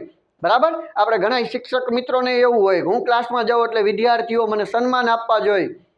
જેવું કરો તેવું ભરો, એ ભાવના ભૂલશો નહીં. જેવા પ્રકારનું તમારું વર્તન હશે, જેવા પ્રકારનું વિદ્યાર્થી સાથે તમારું લાગણીના સંબંધો હશે, એવા જ પ્રકારનું તમને માન સન્માન મળશે ને મળશે. પહેલાં એવા પ્રકારનું પીરસવું પડે કે અને ત્યાર પછી જ આપણે એવા પ્રકારની જમવાની આશા રખાય. એટલે જો તમારું સારું વર્તન હશે, તમારો સારો વ્યવહાર હશે, વિદ્યાર્થીઓ સાથે સારી લાગણીથી, બરાબર, વિદ્યાર્થીઓની જે જરૂરિયાતો છે એને પ્રેમ મળવો જોઈએ શિક્ષક દ્વારા, એને લાગણી મળવી જોઈએ, એના પ્રત્યે એનો જે કહેવાય ને કે આદર્શ ભર્યો, લાગણી ભર્યો વ્યવહાર હોવો જોઈએ. જો એવા પ્રકારનો વ્યવહાર હશે તો અચૂકથી એવો જ પ્રકારનું માન સન્માન પણ મળે અને મળે જ. ક્લિયર? તો મિત્રો અહીંયા જ્યારે કર્મચારી દ્વારા એના દ્વારા એ મને સન્માન મળવું જોઈએ, એ માન સન્માન મળવું જોઈએ, મને સેલ્યુટ આપવા જોઈએ, હું જાઉં ત્યાં બધા ઊભા થઈ જવા જોઈએ, આવા પ્રકારની જ્યારે માનવીની ઈચ્છા જાગે ને એ શું છે તો કે સન્માન અથવા તો પ્રતિષ્ઠાની, મને મારા સમાજમાં સન્માન મળવું જોઈએ, બરાબર। આ જે જરૂરિયાત છે એ સન્માન અથવા તો પ્રતિષ્ઠાની જરૂરિયાત કહેવાય। અને મિત્રો છેલ્લી જરૂરિયાત કઈ રહેલી છે? છેલ્લી જરૂરિયાત તો કે પાંચમી જરૂરિયાત। પાંચમી જરૂરિયાત એટલે તમે જાણો છો આત્મસન્માન, કેની? આત્મસન્માનની જરૂરિયાત। મિત્રો આત્મસન્માન અથવા આત્મસિદ્ધિ, આત્મસન્માન અથવા તો આત્મસિદ્ધિની જરૂરિયાત જે છે આ જરૂરિયાત સૌથી ઉચ્ચ કક્ષાની જરૂરિયાત રહેલી છે। કેવી રહેલી છે? સૌથી ઉચ્ચ કક્ષાની, સૌથી ઉચ્ચ કક્ષાની જરૂરિયાત રહેલી છે। મિત્રો આ જરૂરિયાત એટલે કેવા પ્રકારની જરૂરિયાત છે કે જે ક્ષેત્રમાં હોય, જે ક્ષેત્રમાં હોય ત્યાં સર્વોચ્ચ સ્થાન પ્રાપ્ત કરવું, સર્વોચ્ચ સ્થાન પ્રાપ્ત કરવું। મિત્રો જે ક્ષેત્રમાં કામ કરતા હોય એ ક્ષેત્રમાં ટોચનું સ્થાન, સર્વોચ્ચ સ્થાન પ્રાપ્ત કરવું એને કહેવાય આત્મસન્માન અથવા તો આત્મસિદ્ધિની જરૂરિયાત। એમાં તમારે પછી એક્ઝામ્પલ આપી દેવાના। આપ સર્વે જાણો જ છો કે ગાયન ક્ષેત્રની અંદર લતા મંગેશકર, એની જોડ જ ન થાય બીજી, બરાબર। દીદી, ભારતના દીદી તરીકે જાણીતા લતા મંગેશકર જે છે તે ગાયન ક્ષેત્રમાં ટોચનું સ્થાન પ્રાપ્ત કર્યું એને કહેવાય આત્મસન્માન અથવા તો આત્મસિદ્ધિની જરૂરિયાત સંતોષી કહેવાય। સચિન તેંડુલકર, ક્રિકેટના જેને ભગવાન કહેવાય છે, ક્રિકેટની અંદર સારામાં સારું ટોચનું સ્થાન પ્રાપ્ત કર્યું છે, ભારત રત્ન એવોર્ડ પ્રાપ્ત કર્યો છે, એવા સચિન તેંડુલકરે એ ક્ષેત્ર માટે ક્રિકેટ જગતમાં આત્મસન્માન અથવા તો આત્મસિદ્ધિની જરૂરિયાત સંતોષી કહેવાય। અભિનય ક્ષેત્રમાં અમિતાભ બચ્ચન, તબલા વગાડવામાં ડૉક્ટર ઝાકિર હુસેન, સંતૂર વગાડવામાં શિવકુમાર શર્મા, મિત્રો કેપ્ટનશીપમાં મહેન્દ્રસિંહ ધોની, અત્યારે રન મશીન તરીકે વિરાટ કોહલી, બરાબર। અરે વિજ્ઞાન ક્ષેત્રમાં એપીજે અબ્દુલ કલામ, વિક્રમ સારાભાઈ, તો આ જે વ્યક્તિઓ છે, ઉદ્યોગ ક્ષેત્રમાં, ધંધાકીય ઉદ્યોગ ક્ષેત્રમાં એમાં જમશેદજી ટાટા, રતન ટાટા અથવા તો ધીરુભાઈ અંબાણી, એમને કેવું સ્થાન પ્રાપ્ત કર્યું કહેવાય? જે ક્ષેત્રમાં જાય એ ક્ષેત્રમાં ટોચનું સર્વોચ્ચ સ્થાન પ્રાપ્ત કર્યું કહેવાય। તો એને આત્મસન્માન અથવા આત્મસિદ્ધિની જરૂરિયાત સંતોષી કહેવાય। ક્લિયર મિત્રો? તો આ જે છે એને જરૂરિયાતોનો ક્રમ આપેલો છે। પહેલી છે શારીરિક, બીજી છે સલામતીની, ત્રીજી છે સામાજિક જરૂરિયાત, ચોથી છે સન્માન અને પ્રતિષ્ઠાની, અને પાંચમી છે આત્મસન્માન અથવા તો આત્મસિદ્ધિની જરૂરિયાતો। ખાસ આપણે યાદ રાખી લેશું આ બધી જરૂરિયાતોની। બીજા શબ્દોમાં વાત કરવી હોય તો ચાવી પણ યાદ રાખી લેશું। સા એટલે કે શારીરિક, સ એટલે કે સલામતીની, બીજા સા પરથી સામાજિક, સ પરથી સન્માન અને આ પરથી આત્મસન્માન। સાસ સાસ આ, ઓકે। આ પ્રશ્ન તમને સમજાઈ ગયો હશે, સારી રીતે તમે સમજાવી શકશો। મિત્રો એક પેજમાં આકૃતિ દોરવી, જો પ્રશ્ન પૂછાય તો એક પેજમાં આકૃતિ દોરવી। મેં અહીંયા પ્રસ્તાવના થોડીક નાની કીધી છે, તમારે થોડીક હજી પણ વિસ્તૃત પ્રસ્તાવના લખી શકો। અભિપ્રેરણ વિશે પણ લખી શકો। અભિપ્રેરણનો માનવીનો સિદ્ધાંત, એમાં અબ્રાહમ માસ્લોએ આ જરૂરિયાતોનો ક્રમ રજૂ કરેલો છે। માનવીનો અભિપ્રેરણનો સિદ્ધાંત નામનું એમને પુસ્તક લખેલું ઈસવીસન 1943માં। આ અબ્રાહમ માસ્લો જે છે એક મનોવૈજ્ઞાનિક હતા। મિત્રો કોણ હતા? મનોવૈજ્ઞાનિક, બરાબર। મિત્રો આ જ અબ્રાહમ માસ્લો છે તે એક સારામાં સારા શું પણ હતા? સંચાલન શાસ્ત્રી પણ હતા, બરાબર। સારામાં સારા સંચાલન શાસ્ત્રી પણ હતા અબ્રાહમ માસ્લો, ખાસ યાદ રાખજો, ઓકે। તો આ તો પ્રશ્ન અબ્રાહમ માસ્લોની જરૂરિયાતોનો અગ્રતા ક્રમ, સાસ સાસ આ યાદ રાખી લેશું। આગળ વધશું મિત્રો। બીજો પ્રશ્ન, નાણાકીય અને બિન નાણાકીય જે પ્રોત્સાહનો છે તે પણ પૂછાઈ શકે। મિત્રો આપણે વાત કરી હતી અભિપ્રેરણની, કેની વાત કરી હતી? અભિપ્રેરણ। અભિપ્રેરણ એટલે શું તો કે પ્રેરણા આપવી। અભિપ્રેરણ એટલે કે કર્મચારીઓને શું આપવાની તો કે પ્રેરણા આપવી। અભિપ્રેરણ એટલે એવા પ્રકારના કર્મચારીને શું આપવાના? તો કે પ્રોત્સાહન આપવાના કે કર્મચારીને કામ કરવાની ઈચ્છા જાગે. શું જાગે? કર્મચારીને કામ કરવાની ઈચ્છા જાગે. કર્મચારી કામ કરવાની ઈચ્છા ક્યારે જાગે મિત્રો? તમે એવા પ્રકારનું પ્રોત્સાહન આપો કે આપણો આ 1 મહિનામાં જો આપણે આ ટાર્ગેટ પૂરો કરવી તો એમાંથી આપણને 10 લાખનો નફો થાય છે. આપણે 1 મહિનામાં આ ટાર્ગેટ પૂરો કરવી એટલે 10 લાખનો નફો થાય છે.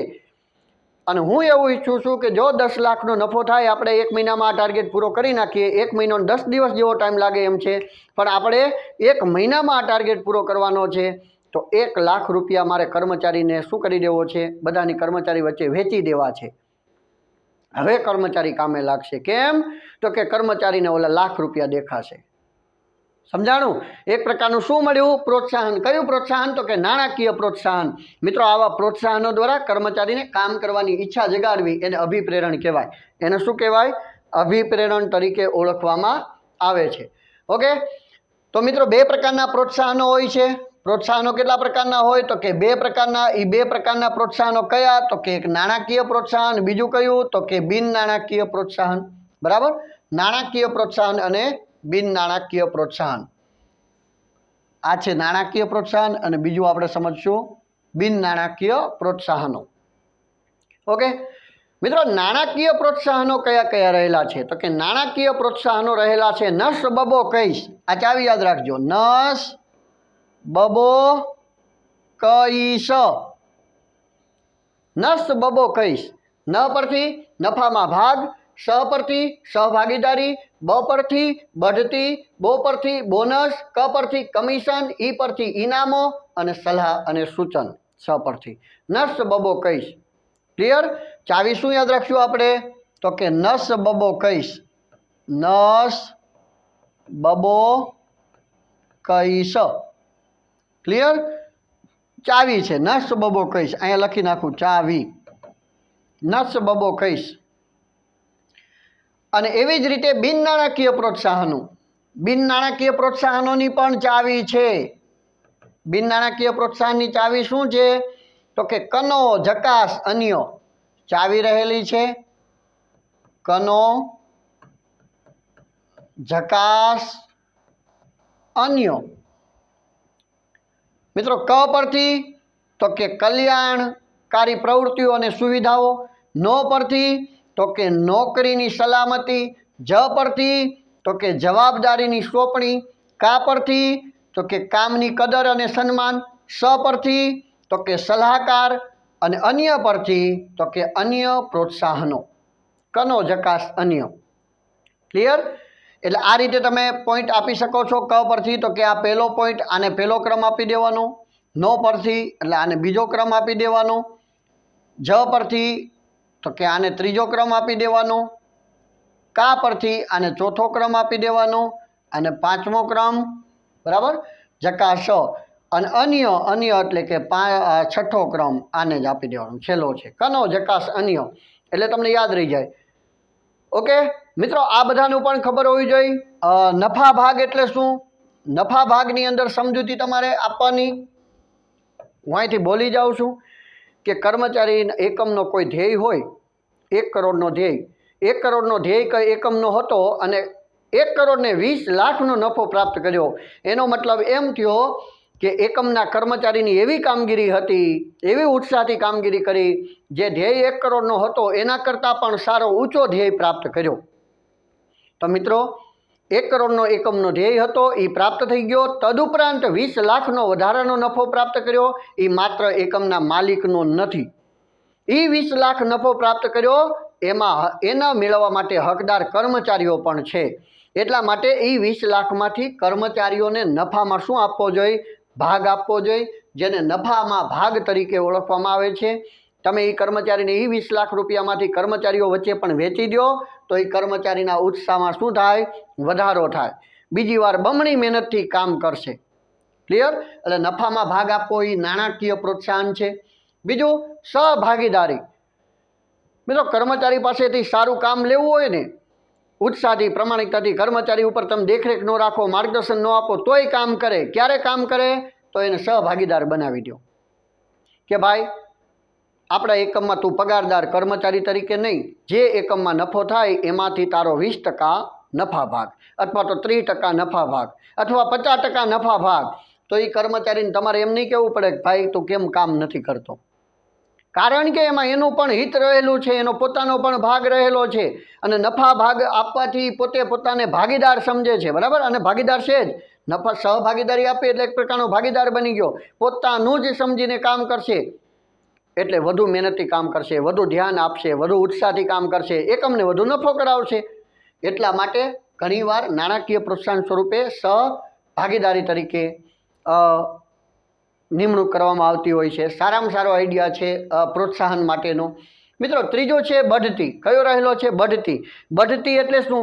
તો કે કર્મચારીને વર્તમાન હોદ્દા કરતાં કેવો હોદ્દો? તો કે ઊંચા હોદ્દા ઉપર આપવું. આ બઢતી એટલે શું થાય? કર્મચારીને ઊંચા હોદ્દા પર મૂકો. કયા હોદ્દા ઉપર? ઊંચા હોદ્દા પર. અહીંયા આપણે પેન બદલાવી નાખશું મિત્રો. કર્મચારીને વર્તમાન હોદ્દા કરતાં કેવા? તો કે ઊંચા હોદ્દા પર મૂકવામાં આવે, એને બઢતી કહેવાય. બઢતીના લીધે કર્મચારીની આવકમાં શું થાય? વધારો થાય. ખાસ યાદ રાખજો, કર્મચારીની આવક વધે છે. શું વધે છે? આવક. એટલા માટે એ બઢતી નાણાકીય પ્રોત્સાહન છે, એની આવકમાં વધારો થાય છે, બરાબર. એટલે બઢતી નાણાકીય પ્રોત્સાહન છે. બઢતીના લીધે કર્મચારીની પ્રતિષ્ઠા વધે, ઉત્સાહ વધે, આવક વધે, હોદ્દો વધે. એટલા માટે બમણી મહેનતથી કામ એટલે બમણા ઉત્સાહથી કામ કરતો હોય છે. એટલા માટે બઢતી એક નાણાકીય પ્રોત્સાહન છે. બોનસ. બોનસ ક્યારે આપવામાં આવે છે? આ બોનસ જે છે તે બોનસ ક્યારે આપવામાં આવે છે? તો મિત્રો ભારતની અંદર ક્યારે? તો કે દિવાળીનું. ક્યારે આપવામાં આવે છે? દિવાળીનું બોનસ આપવામાં આવતું હોય છે. મિત્રો બોનસની વાત આવે ત્યારે આપણે હીરા ઉદ્યોગમાં હરે કૃષ્ણ કે રાધે કૃષ્ણ સવજીભાઈ ધોળકિયાને યાદ ન કરીએ એવું ન બને. સારામાં સારું કર્મચારીને શું આપતા હોય છે? તો કે બોનસ આપતા હોય છે. કર્મચારીઓને ગાડીઓ આપે છે, કર્મચારીઓને ઘરેણાં આપે છે, કર્મચારીઓને મકાન આપે છે ને.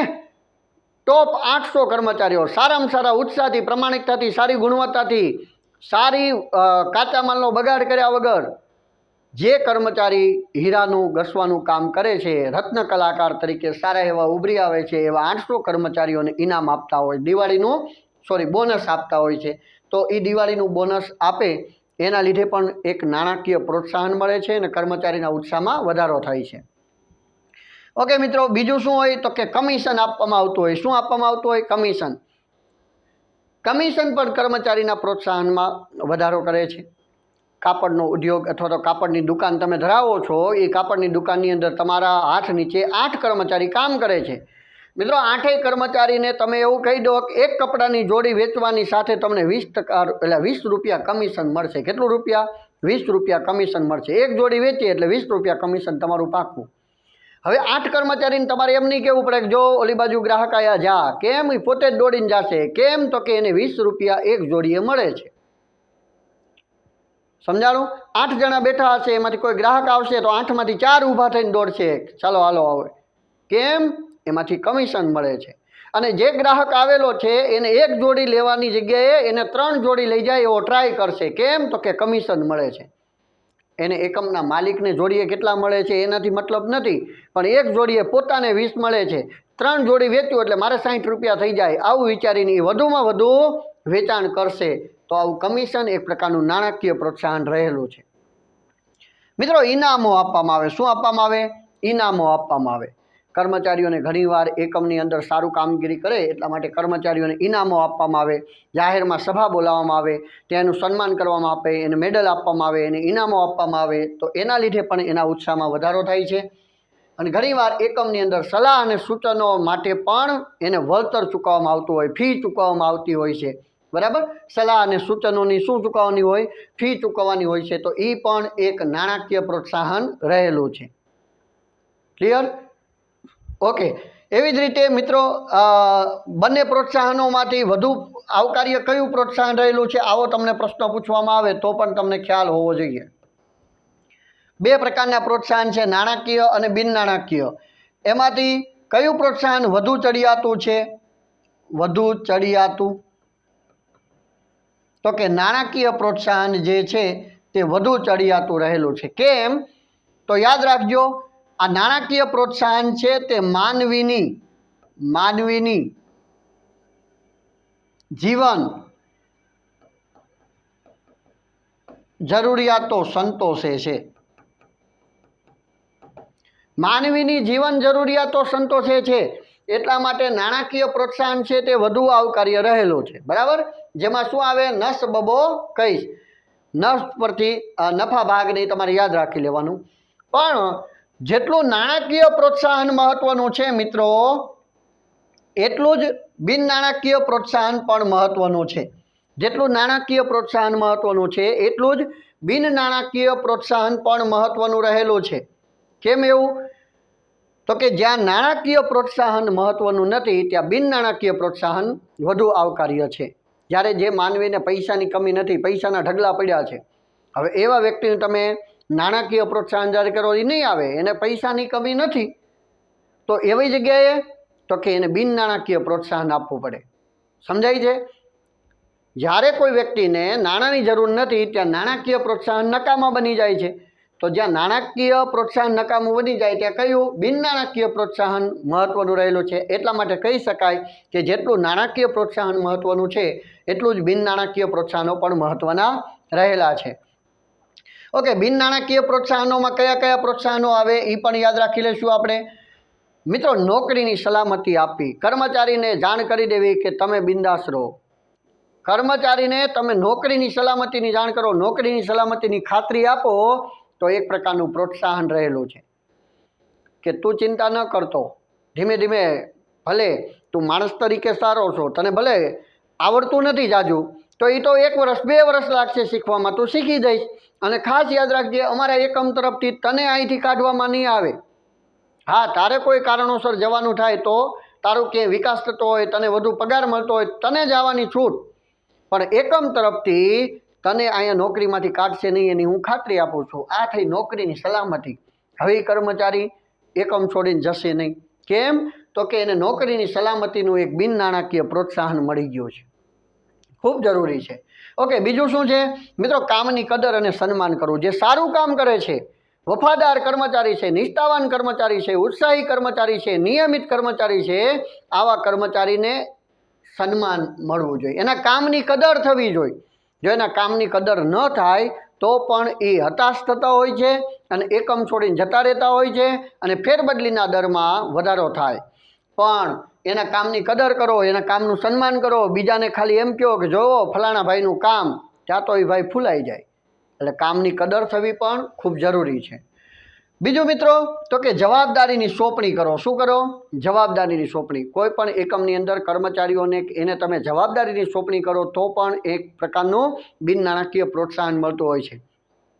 કે આખા એકમની અંદર 500 કર્મચારીઓ છે, કોઈને કામ ન ચીંધ્યું, કોઈને જવાબદારી ન સોંપી, આની જવાબદારી મને સોંપી, સાહેબને મારી ઉપર કેવો વિશ્વાસ હશે, એટલે એ પૂરા જોશથી કામ કરશે. એના જવાબદારીને સોંપવાને કારણે પણ એના ઉત્સાહમાં વધારો થતો હોય છે.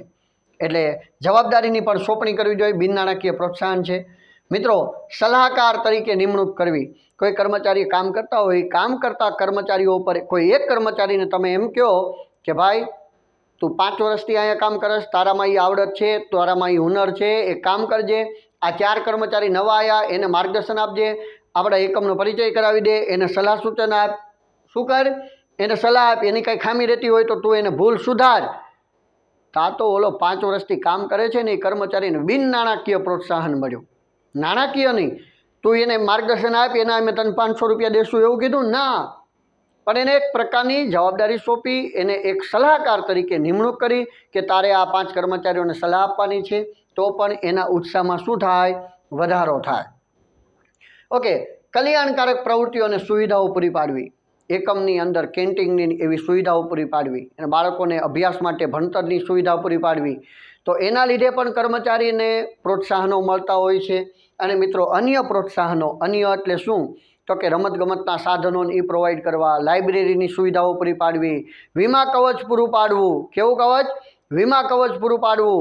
એવી તો ઘણી બધી જે સુવિધાઓ છે એ સુવિધાઓ અન્ય પ્રોત્સાહનો આપીને પણ કર્મચારીને પ્રોત્સાહિત કરી શકાય છે, કર્મચારીને કામ કરવાની ઈચ્છા જાગૃત કરી શકાય છે. તો આવા નાણાકીય અને બિન નાણાકીય પ્રોત્સાહનો બંને પણ પૂછાઈ શકે છે. ક્લિયર? ખાસ નર્સ બબો કઈ છે એના આધારે પોઈન્ટ યાદ રાખી લેવાના. કનો જકાસન્ય હું અપેક્ષા રાખું છું કે તમે આટલું ઝડપથી હોવા છતાં પણ સમજી ગયા હશો અને નાણાકીય અને બિન નાણાકીય પ્રોત્સાહનો પૂછાય તો આપણને બધાને આવડતા હોવા જોઈએ. ઓકે મિત્રો, ચલો આગળ વધીએ. વૈદિક અને અવૈધિક માહિતી સંચાર પણ આ ચેપ્ટર નંબર 6 દોરવણીમાંથી પૂછાય એવો પ્રશ્ન રહેલો છે. વૈદિક અને અવૈધિક માહિતી સંચાર. દોરવણીના 4 તત્વો અત્યાર સુધી આપણે વાત કરતા હતા. અબ્રાહમ માસ્લોની જરૂરિયાતો, ત્યાર પછી વાત કરી નાણાકીય અને બિન નાણાકીય પ્રોત્સાહનો. આ એક અભિપ્રેરણનો ભાગ હતો. કેનો હતો? અભિપ્રેરણનો ભાગ હતો. અને હવે આપણે આ માહિતી સંચારનો ભાગ ભણીએ છીએ. શું? કયું તત્વ? માહિતી સંચાર.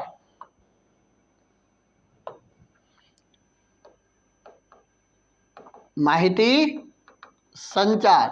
માહિતી સંચાર એટલે શું? તો કે માહિતીની આપ લે કરવાની પ્રક્રિયા એટલે માહિતી સંચાર.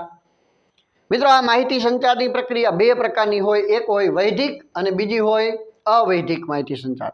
કેવો માહિતી સંચાર હોય? વૈદિક અને બીજો હોય અવૈધિક માહિતી સંચાર. વૈદિક માહિતી સંચાર કોને કહેવાય, અવૈધિક માહિતી સંચાર કોને કહેવાય, એનો આખો તફાવત આપણે સમજી લઈએ એટલે વૈદિક માહિતી સંચાર કમ્પ્લીટ થઈ જાય, અવૈધિક થઈ જાય, તફાવત પણ કમ્પ્લીટ થઈ જાય. ઓકે, ચાલો વૈદિક અને અવૈધિક માહિતી સંચારની અંદર સમજૂતી મેળવીએ મિત્રો. પેલું કે છે વૈદિક માહિતી સંચાર એટલે શું અને અવૈધિક માહિતી સંચાર એટલે શું. એમાં પેલા અર્થ.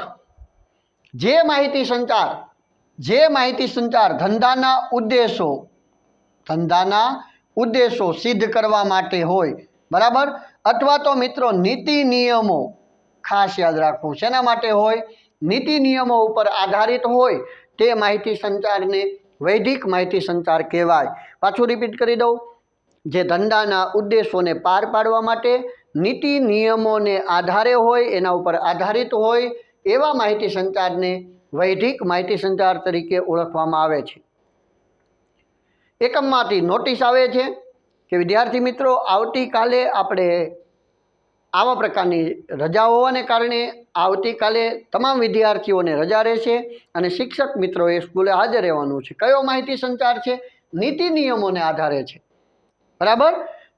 તો એ માહિતી સંચાર કયો માહિતી સંચાર કહેવાય? વૈદિક માહિતી સંચાર કહેવાય. વ્યવસ્થા તંત્રના માળખાના આધારે જે ઉદ્દેશો સિદ્ધ કરવા માટે નીતિ નિયમો ઉપર આધારિત હોય એને વૈદિક માહિતી સંચાર કહેવાય. અને મિત્રો, અવૈધિક માહિતી સંચાર એટલે શું? તો કે જે માહિતી સંચારમાં માનવીય સંબંધો કેના આધારે હોય કે મિત્રતા ઉપર આધારિત હોય તેને અવૈધિક માહિતી સંચાર કહેવાય. એટલે માનવ સંબંધોને આધારે જે માહિતી સંચાર થાય એ કયો હોય? અવૈધિક માહિતી સંચાર કહેવાય. ક્લિયર? સમજાય છે?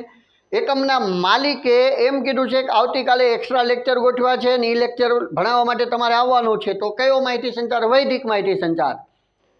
પણ એ માલિક જે છે, એકમના માલિક છે, બોસ છે, એ સાહેબના ઘરે પ્રસંગ છે, એમના બાબાનો લગ્નનો પ્રસંગ છે અને એના લગ્નના પ્રસંગની અંદર શિક્ષક મિત્રોને આમંત્રણ આપે છે કે આવતીકાલે તમારા બધાની હાજરી અચૂક ત્યાં હોવી જોઈએ. આવા પ્રકારનો માહિતી સંચાર કરે છે. તો ત્યાં કોઈ નીતિ નિયમોને લાગ્યો છે? ના. કોઈ ઉદ્દેશો સિદ્ધ કરવા માટે છે? એમ ન કહેતા કે હા સાહેબ ઉદ્દેશ લગ્ન કરવાના છે, એ ઉદ્દેશ નહીં. પણ ત્યાં માનવ સંબંધોની આવી જાય, ત્યાં મિત્રતાની વાત આવી જાય, ત્યાં લાગણીની વાત આવી ગઈ, એવો માહિતી સંચાર એટલે અવૈધિક માહિતી સંચાર. ક્લિયર? નીતિ નિયમોને આધારે થતો હોય એ વૈદિક અને માનવ સંબંધોને આધારે થતો હોય એ અવૈધિક માહિતી સંચાર કહેવાય. અર્થ પૂરો? વ્યાખ્યા આવડી જશે? ઓકે. બીજો પોઈન્ટ કયો રહેલો છે? ઉદ્દેશો. વૈદિક માહિતી સંચારના ઉદ્દેશો ઉપર અંકુશ કે સંકલન હોય છે. મિત્રો, વૈદિક માહિતી સંચાર ઉપર શું રાખી શકાય? અંકુશ રાખી શકાય. સંકલન તો કે રાખી શકાય. વૈદિક ઉપર અંકુશ કે સંકલન રાખી શકાય છે. અવૈધિક માહિતી સંચારનો જે ઉદ્દેશો છે એ વ્યવસ્થા તંત્રને વધુ સંકલિત અથવા તો વધુ વિશ્વસનીયતા પ્રદાન કરે છે. ટૂંકું ટચ કેવું હોય તો આની ઉપર અંકુશ ન હોય. શું ન હોય? અંકુશ ન રાખી શકાય. આમાં અંકુશ રાખી શકાય, આની ઉપર અંકુશ રાખી શકાય નહીં. બરાબર? ક્લિયર? કેમાં અંકુશ રાખી શકાય, કેમાં અંકુશ ન રાખી શકાય, ખાસ યાદ રાખી લેજો. ઓકે, ત્યાર પછી વાત કરવામાં આવે આધાર. બે વ્યક્તિઓ વ્યવસ્થા તંત્રના નીતિ નિયમોને કારણે માહિતીની આપ-લે કરે. કેના માટે હોય? નીતિ નિયમોને કારણે જે માહિતી સંચાર કરે તો એ મુખ્ય આધાર થયો નીતિ નિયમો. એ હોય વૈધિક માહિતી સંચાર. અને તમને હમણાં જ વાત કરી, બે વ્યક્તિઓના અંગત સંબંધો હોય જે મિત્રતાને કારણે થતો હોય એના લીધે માહિતીની આપ-લે થાય, એ કયો હોય? અવૈધિક માહિતી સંચાર હોય. આધારની વાત કરવામાં આવે, નીતિ નિયમોના આધારે થતો હોય, અહીંયા માનવ સંબંધોને આધારે થતો હોય. મિત્રો આગળનો પોઈન્ટ આપણને કીધેલો છે. આગળનો પોઈન્ટ શું રહેલો છે? તો કે અંકુશ અને દેખરેખ. અંકુશ અને દેખરેખની જરૂર નથી, અથવા સોરી જરૂર રહે છે. અંકુશ અથવા તો દેખરેખ રાખી શકાય, અથવા તો અંકુશ રાખી શકાય છે. શું કરી શકાય? અંકુશ રાખી શકાય. કેમાં? તો કે જે વૈધિક માહિતી સંચાર છે એની ઉપર અંકુશ રાખી શકાય, અને અવૈધિક માહિતી સંચાર છે એની ઉપર અંકુશ કે દેખરેખની જરૂર રહેતી નથી, અથવા તો રાખી ન શકાય. રાખી ન શકાય. ક્લિયર? એમાંય કહી શકો અંકુશ રાખી શકાય, અંકુશ ન રાખી શકાય. બરાબર? દેખરેખની જરૂર પડે છે, આમાં દેખરેખની જરૂર હોતી નથી. એવા અલગ પોઈન્ટ પણ બનાવી શકો છો. મિત્રો પરિવર્તનશીલની વાત કરવામાં આવે. કેની વાત કરવામાં આવે? પરિવર્તનશીલની. તો આપ સર્વે જાણો છો પરિવર્તનશીલમાં વૈધિક માહિતી સંચારની વ્યવસ્થા ખૂબ જ ઓછી પરિવર્તનશીલ છે. આ યાદ રાખવાનું. કેવું છે? ઓછી પરિવર્તનશીલ છે. જ્યારે અવૈધિક માહિતી સંચાર જે છે તે ખાસ યાદ રાખજો, કાર્ય કે સમય સિવાય પણ અવૈધિક માહિતી સંચાર થાય છે. સોરી, આ જે અવૈધિક માહિતી સંચાર છે તે વધુ પરિવર્તનશીલ છે. કેવું છે? વધુ પરિવર્તનશીલ રહેલું છે. કયું? તો કે પરિવર્તન વૈધિક જે છે ઓછું પરિવર્તનશીલ છે, અવૈધિક માહિતી સંચાર છે તે વધુ પરિવર્તનશીલ રહેલો છે. ચાલો હવે વાત કરવામાં આવે સમય. તો કાર્ય સ્થળે અને સમય વૈધિક માહિતી સંચાર થાય છે. એમાં કહેવાનો મતલબ જે આની અંદર હોય એમાં સમય નક્કી હોય. શું હોય? સમય નક્કી હોય. કાર્ય સ્થળે અથવા તો સમય વૈધિક માહિતી સંચાર થાય, આનો સમય નક્કી હોય, નિશ્ચિત સમયમાં માહિતી સંચાર થતો હોય, એ વૈધિક હોય. અને અવૈધિક હોય ને એને કાર્ય કે કાર્યનો સમય નક્કી ન હોય, એ સમય સિવાય ગમે ત્યારે, બરાબર, ગમે તે સમયે થાય. એટલે આમાં સમય નક્કી હોય. અહીંયા તમે લખી શકો કે જેનો સમયગાળો અગાઉથી નક્કી હોતો નથી, એવી રીતે માહિતી સંચાર થાય, એ અવૈધિક માહિતી સંચાર હોય. ઓકે, અગાઉથી જાણની વાત કરવામાં આવે છે. આગળના પોઈન્ટની શું કહેવામાં આવે? અગાઉથી જાણ. અગાઉથી જાણ હોય કે ન હોય તે અંગેનો પોઈન્ટ કહે છે. ચાલો મિત્રો, અગાઉથી જાણ કેમાં હોય ને કેમાં ન હોય? તો કે અગાઉથી જાણ આ વૈધિક માહિતી સંચારની અંદર અગાઉથી જાણ હોય. બરાબર? એટલે કે અગાઉથી જાણ હોય છે. માહિતી મોકલનાર અને મેળવનાર કોણ છે તે તેમજ માહિતીનું સ્વરૂપ અગાઉથી નિશ્ચિત હોય. એટલે કે અગાઉથી જાણ હોય છે. અને અવૈધિક માહિતી સંચાર છે ને એને અગાઉથી નક્કી હોતો નથી. મિત્રો ખાસ યાદ રાખજો, અગાઉથી નક્કી ન હોય, એનો સમય સંજોગો અનુસાર તે ઉદ્ભવે છે. એક્ઝામ્પલ તરીકે કેવું હોય?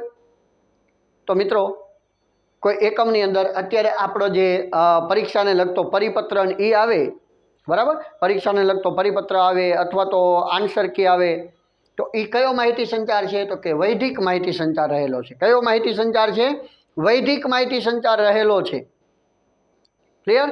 પણ કોઈનું રિઝલ્ટનું માહિતી સંચારની અંદર કોઈ આન્સર કી આવે અને એ આન્સર કી આવે એટલે તરત જ બીજો કોઈ કર્મચારી છે એના મિત્રને કહે છે કે ભાઈ ઓરિજિનલ આન્સર કી આવી જાય, માર્ક જોઈ તો જોઈ લે. તો ત્યાં શું આવી ગયું? મિત્રતા આવી જાય, માનવ સંબંધો આવી ગઈ. તો એ કયું આવી જાય? અવૈધિક માહિતી સંચાર આવી જાય. એમાં સમય, સ્થળ, ઉદ્દેશો એ કાંઈ નક્કી ન હોય. બરાબર? એટલે આ માહિતી સંચારની અંદર દાખલા તરીકે કોઈ તમે પત્ર વ્યવહાર કરો છો, ટપાલ લઈને આવે છે, એક પ્રકારનો વૈધિક માહિતી સંચાર કહેવાય. પણ તમારા કોઈ મિત્રને કહો છો કે ભાઈ આ માહિતી લેતો જતો ફલાણી જગ્યાએ ફલાણા ગામમાં માહિતી આપી દેજે. એ જતો બીજો કોઈક જતો એને કહી દે કે ભાઈ આ માહિતી આની અહીં પહોંચાડવાની છે. તો એ માહિતી સંચાર કેવો બની ગયો? અવૈધિક માહિતી સંચાર આવી ગયો, જ્યાં માનવ સંબંધોને આધારે થતો હોય એવો. તો મિત્રો વૈધિક અને અવૈધિક માહિતી સંચારનો જે તફાવત છે, શું રહેલો છે? તફાવત જે છે તે તમે ક્લિયર કરી નાખજો. આઈએમપી છે, હવે તમને યાદ આવી જ જશે. ટૂંકમાં કેવું હોય? નીતિ નિયમોને આધારે થતો હોય એ વૈધિક છે, માનવ સંબંધોને આધારે થતો હોય એ અવૈધિક માહિતી સંચાર છે. વૈદિક ઉપર અંકુશ રાખી શકાય, અવૈદિક માહિતી સંચારમાં અંકુશ ન રાખી શકાય. વૈદિકમાં સંકલન રાખી શકાય, આમાં સંકલન ન રાખી શકાય. વૈદિકનો માર્ગ નક્કી હોય, અવૈદિકનો માર્ગ નક્કી ન હોય. વૈદિકમાં અફવાઓ ન ફેલાય, અવૈદિક માહિતી સંચારમાં અફવાઓ પણ ફેલાય. આ અગાઉથી નક્કી હોય, આ અગાઉથી નક્કી ન હોય. આ જે છે તે ઓછું પરિવર્તનશીલ, એટલે કે વૈદિક જે છે તે ઓછું પરિવર્તનશીલ છે, અવૈદિક માહિતી સંચાર વધુ પરિવર્તનશીલ રહેલો છે. ક્લિયર? તો આવો તફાવત પણ ખાસ યાદ રાખી લેવાનો, વૈદિક અને અવૈદિક માહિતી સંચારનો. ક્લિયર? ઓકે મિત્રો, અહીંયા થેન્ક યુની સ્લાઇડ આવી જાય છે. અહીંયા આપણે ચેપ્ટર નંબર 6 દોરવણીના જે આઈએમપી પ્રશ્નો હતા તે પણ ક્લિયર કરી નાખ્યા છે, સમજૂતી મેળવી લીધી છે. આશા રાખું છું તમને સરળતાથી સમજાઈ જતું હશે. 6થું ચેપ્ટર પૂરું કર્યું. હવે 7મા ચેપ્ટરની અંદર આપણે પાછા મળીશું. ઓકે, ત્યાં સુધી જય હિન્દ, જય Bharat. Thank you very much.